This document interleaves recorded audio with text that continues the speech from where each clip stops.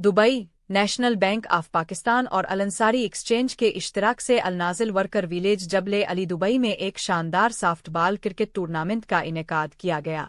Event में 6 टीमों ने हिस्सा लिया, जिनमें पाकिस्तानी ब्लू कॉलर खिलाड़ी और मजदूर बरादरी के नुमाइंदे शामिल थे। पाकिस्तानी लेबर कम्युनिटी से ताल्लुक रखने वाले शायकीन की बड़ी तादाद ने शिरकत की। मैचेस रात गए तक जारी रहे। इस तकरीब में नेशनल बैंक ऑफ पाकिस्तान और अलअंसारी एक्सचेंज के उहदेदारों के साथ साथ दुबई ट्रैफिक पुलिस के नुमाइंदों ने भी शिरकत की। फातेह टीम को ट्रॉफी से नवाजा गया, जबकि रनर अप टीम को भी ट्रॉफी दी गई। दोनों टीमों के खिलाड़ियों में मेडल्स तकसीम किए गए। नुमाया कारकर्दगी दिखाने वाले खिलाड़ियों को खुसूसी इनामात से भी नवाजा गया। टूर्नामेंट के इनेकाद का बुनियादी मकसद कानूनी ज़राए से रुकूम की मुंतकिली के बारे में आगाही फराहम करना था। शुरका को महफूज तरीकों से पैसे भेजने के मुतालिक आगाही दी गई और उन्हें तरगीब दी गई कि वो अलअंसारी एक्सचेंज के जरिए रुकूम भेजे और नेशनल बैंक ऑफ पाकिस्तान की किसी भी ब्रांच से वसूल करे।